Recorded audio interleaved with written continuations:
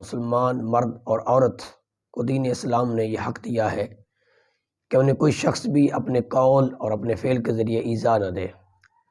حدیث مبارکہ کا مفہوم ہے، بخاری کتاب العتق کے اندر ہے۔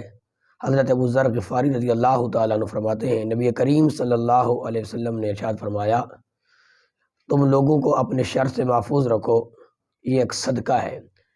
لوگ تمہارے شر سے محفوظ رہیں گے تو یوں سمجھو تم اپنے اوپر صدقہ کر رہے ہو۔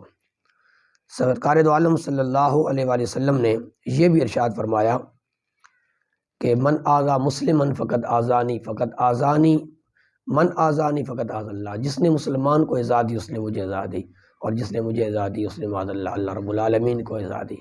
حضرت فضیل رضی اللہ رحمۃ اللہ تعالیٰ علیہ فرماتے ہیں، حضرت مجاہد فرماتے ہیں کہ جہنمیوں پر ایک خارش مسلط کر دی جائے گی، جسم کو کھجلائیں گے، اور جسم کو کھجلانے کے بعد ایک ہڈی ظاہر کی جائے گی، اور وہ ہڈی جب ظاہر ہوگی اللہ اکبر کبیرہ تو انہیں درد اور اذا ہوگی۔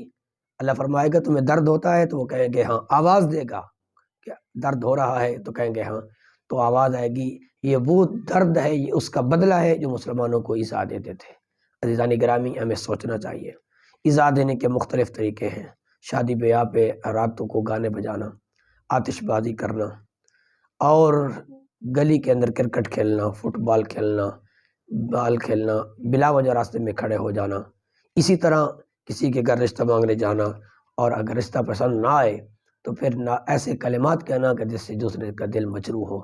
اللہ رب العالمین ہم سب کی حفاظت فرمائے اور دوسرے مسلمانوں کو ایذا نہیں بلکہ انہیں نفع دینے کی توفیق عطا فرمائے۔